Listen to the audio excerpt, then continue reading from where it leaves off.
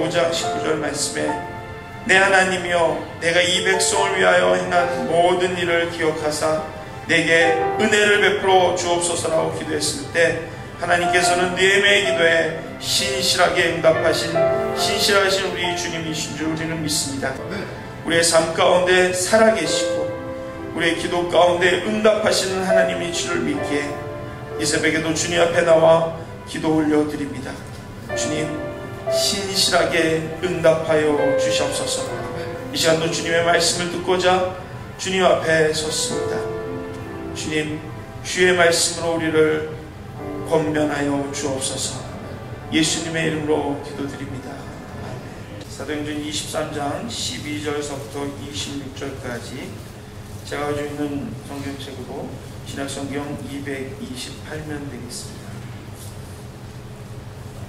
사도행전 23장 12절을 제가 먼저 봉독할 때 오늘 우리에게 주시는 하나님의 말씀으로 받기를 원합니다. 제가 먼저 12절을 봉독하겠습니다. 날이 새매 유대인들이 당을 지어 맹세하되 바울을 죽이기 전에는 먹지도 아니하고 마시지도 아니하겠다 하고 대제사장들과 장로들에게 가서 말하되 우리가 바울을 죽이기 전에는 아무것도 먹지 않기로 굳게 맹세하나이다.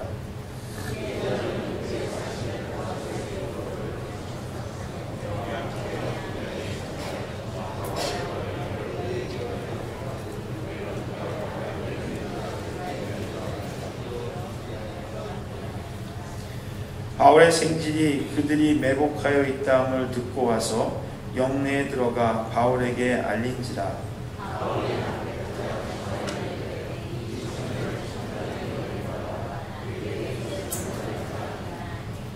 천부장에게로 데리고 가서 이르되 죄수 바울이 나를 불러 이 청년이 당신께 할 말이 있다 하여 데리고 가기를 청하더이다 하매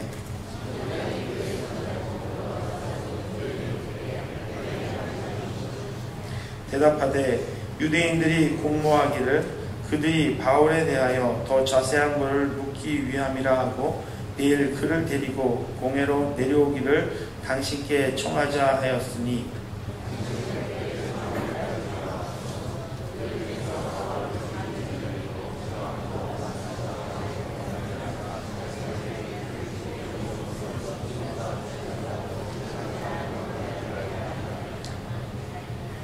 이에 천부장이 청년을 보내며 경계하되 이 일을 내게 알렸다고 아무에게도 이르지 말라 하고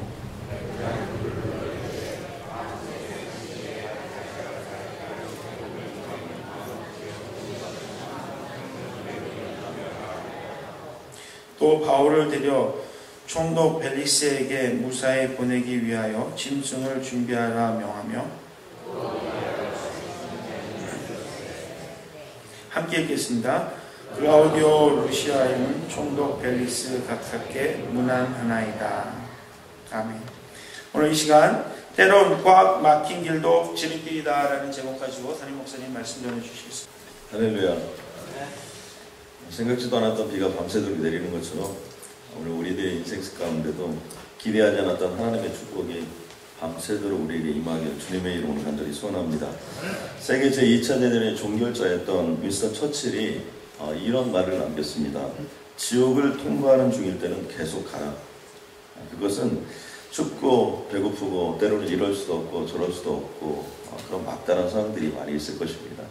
특별히 2차 세계대전이라는 것은 연합군과 또 그리고 세계가 절반으로 나누어서 치열한 전쟁을 하였기 때문에 일촉즉발에 어떤 상황이 펼쳐질지 또 어떤 과정이 그에게 주어질지 모르는 상황 가운데서 아마도 지옥 같은 일들이 연속적으로 벌어졌을 것 같습니다. 그런데 중요한 것은 뭐냐면 어떤 상황이 와도 포기하지 않고 계속해서 그 길을 걸어가는 것이 우리들이 해야 할 일이라는 것입니다.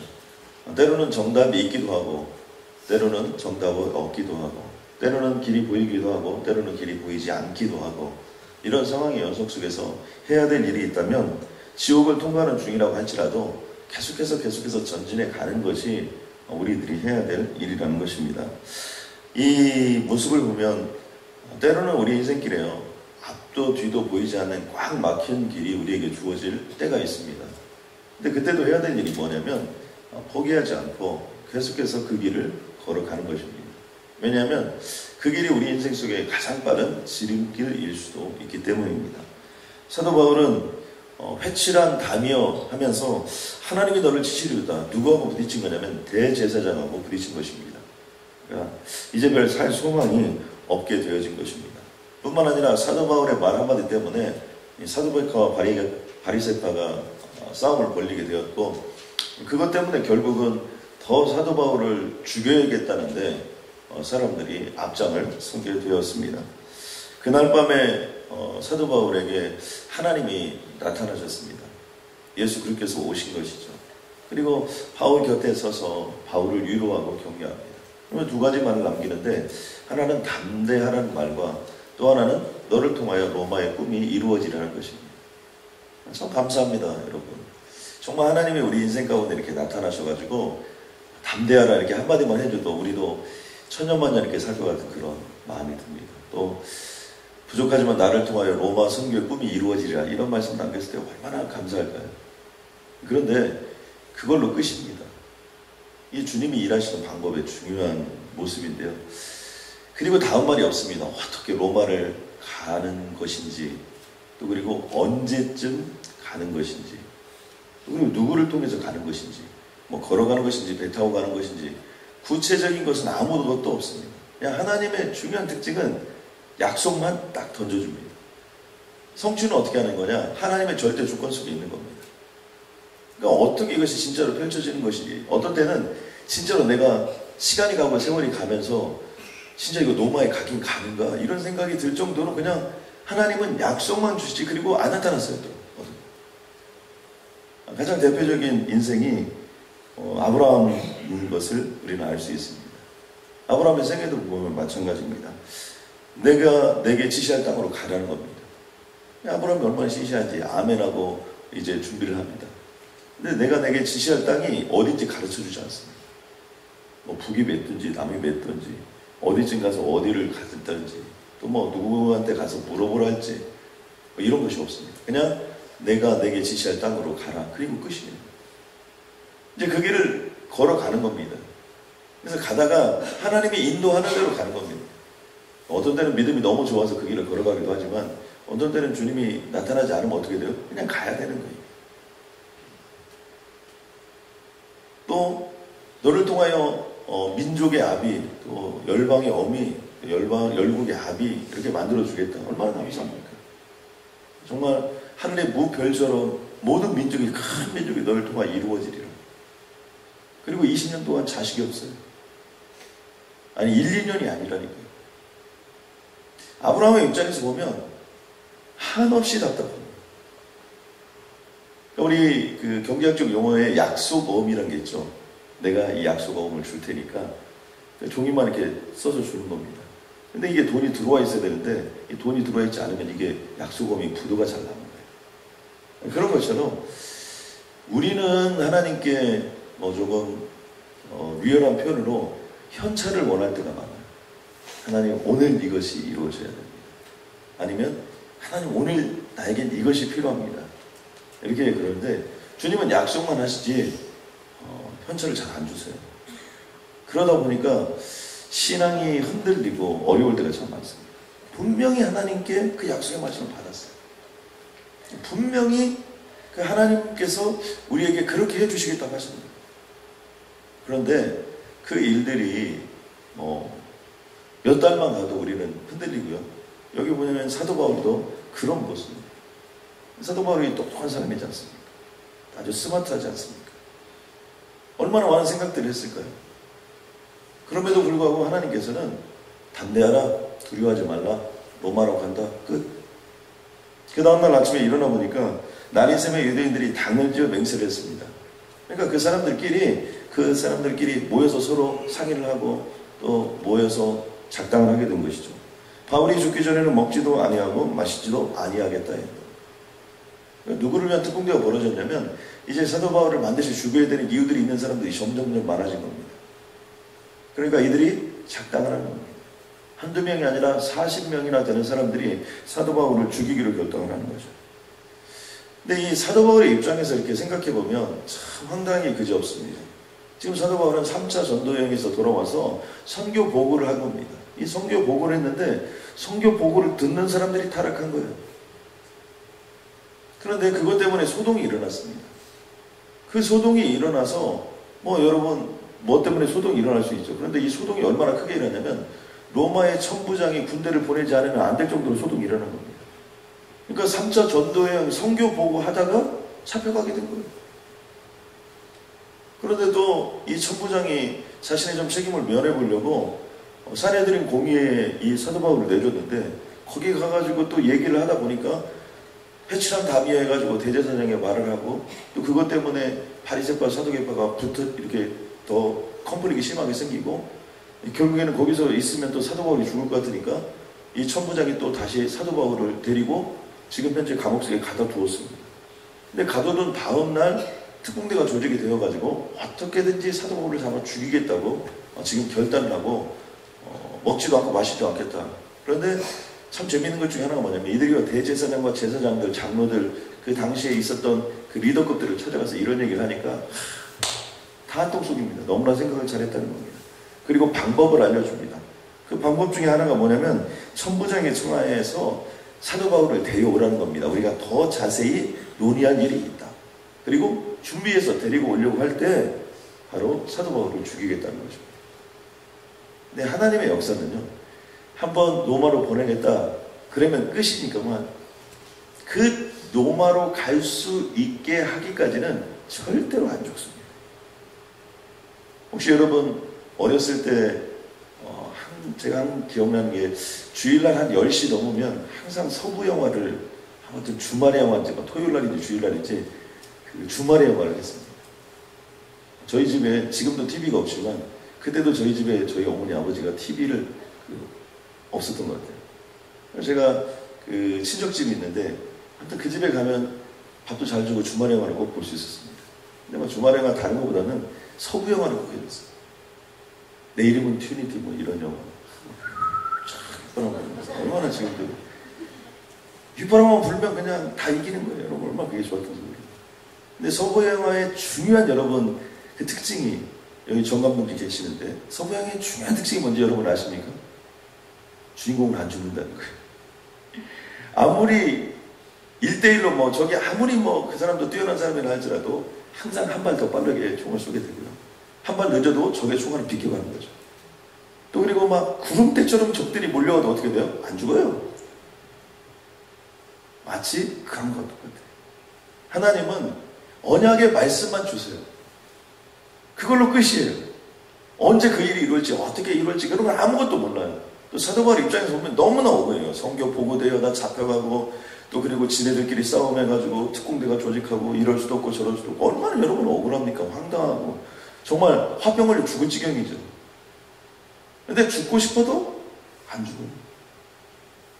그 사이에 누가 있냐면 바울의 생질이 매복하여 있다함을 들었다는 것입니다. 그러니까 하나님은요 아무리 비밀스러운 일 이런 일이 있다 하더라도 결정적인 순간에 누군가를 통해서 하나님의 역사를 이루어 주신다는 거예요. 저도 가끔 그런 때가 있는데요. 여러분 이런 때 있죠. 전혀 다른 얘기를 하는 거예요. 그런데 누가 어디에 갈 때 딱 한마디를 듣고 우리가 깨달을 때가 있어요. 아, 문제가 이상하게 되고 있구나. 또는 전혀 상관이 없는 얘기임에도 불구하고 지나가다가 두 사람이 딱 있는 것을 봤어요. 아, 그 모습을 보고 하나님이 깨달음을 주시는 거예요. 문제가 좀 이상해지고 있구나. 이런 걸 하나님이 알게 하실 때가 있는 것처럼 이 바울의 생질이 우리가 있는지도 없는지도 모르잖아요. 근데 갑자기 바울의 생질이 이런 것을 들은 거예요.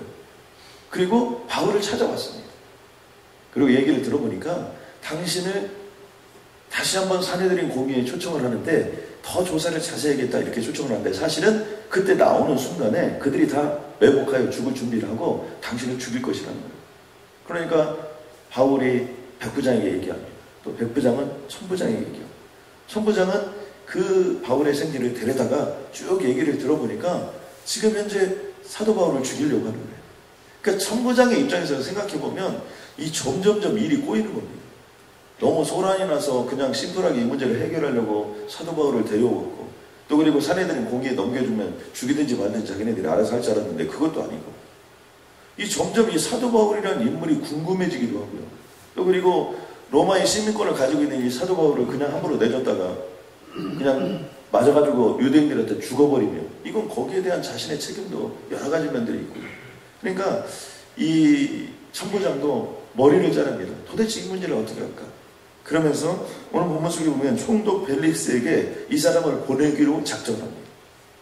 그리고 밤 3시에 제3시에 가이사랴까지 200명의 보병과 기병 70명과 창병 200명을 준비하고 보내는 과정 속에 있는 것을 알 수 있습니다.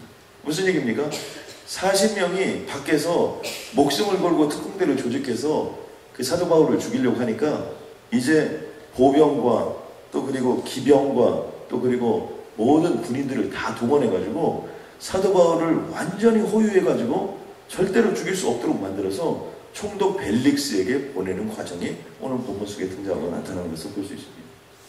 오늘 이 말씀을 통해서 우리가 알 수 있는 것은 무엇입니까?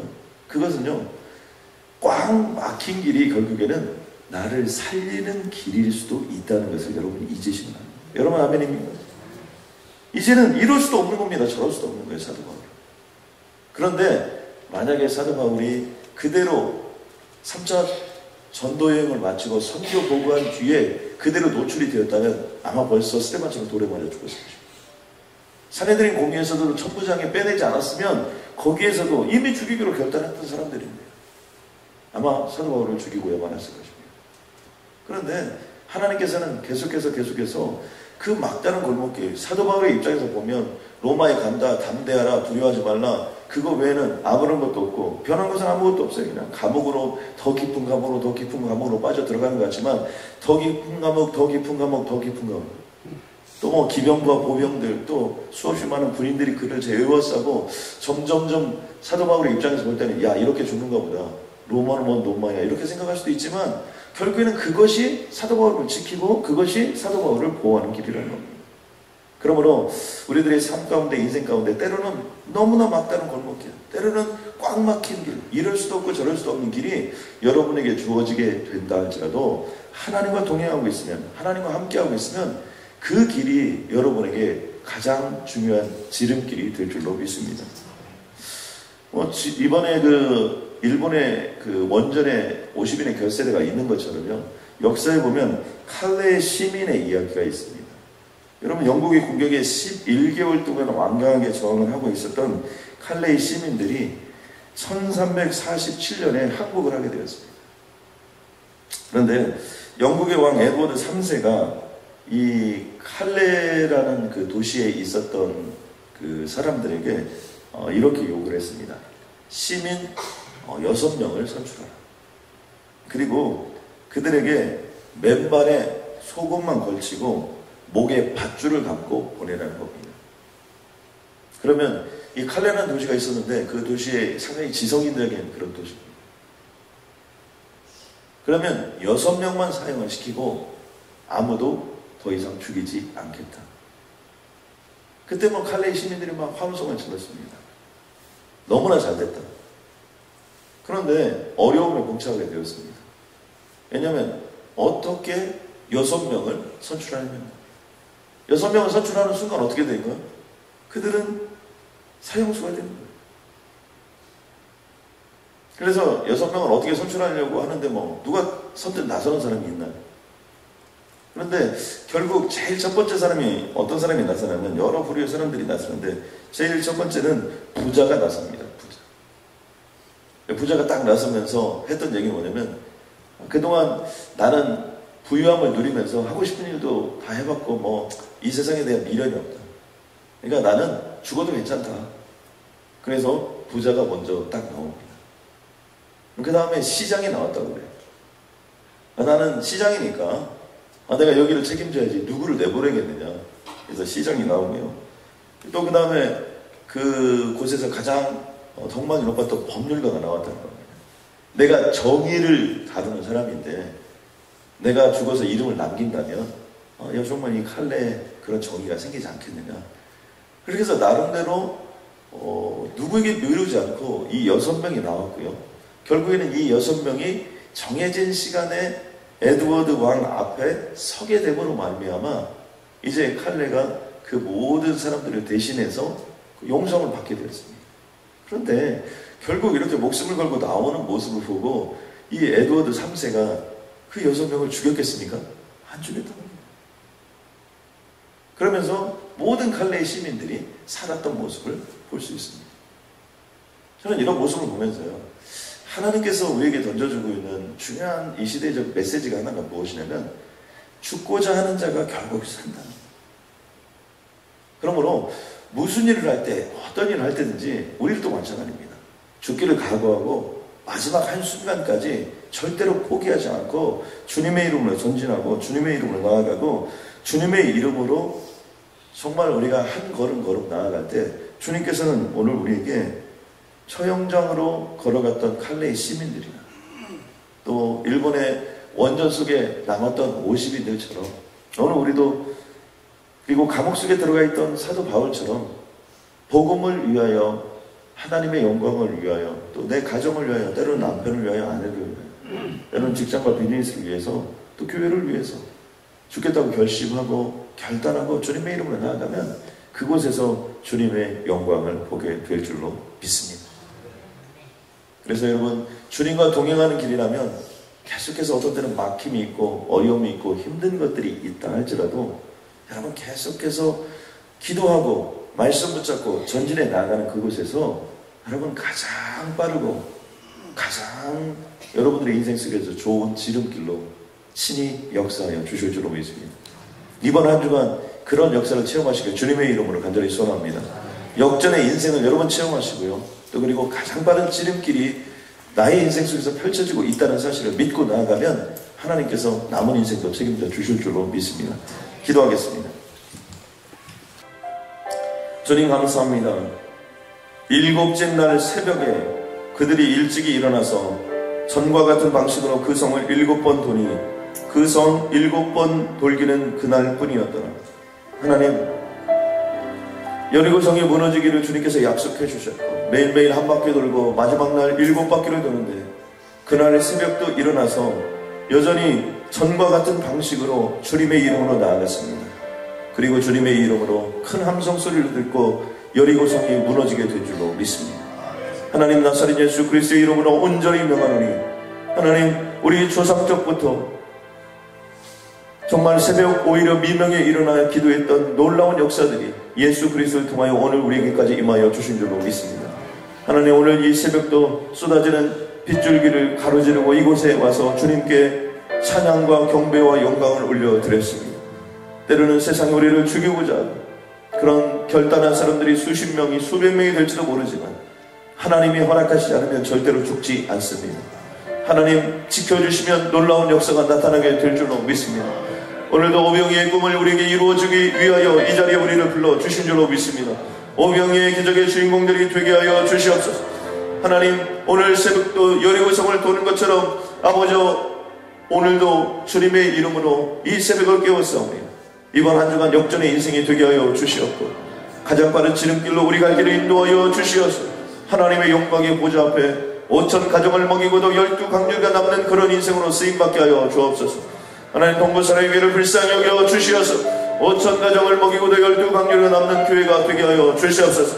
동부지역에 예수의 자 5만 명의 하나님들을 구원하는 구원의 방주가 되게 하여 주시옵고 3,300개의 미전도 종족에게 하나님의 복음을 전하는 교회로 반드시 키워주시고 역사하여 주시옵소서. 오늘 그 기적같은 일들이 간증되어지기를 주님의 이름으로 선포하며 예수님의 이름으로 기도드렸습니다.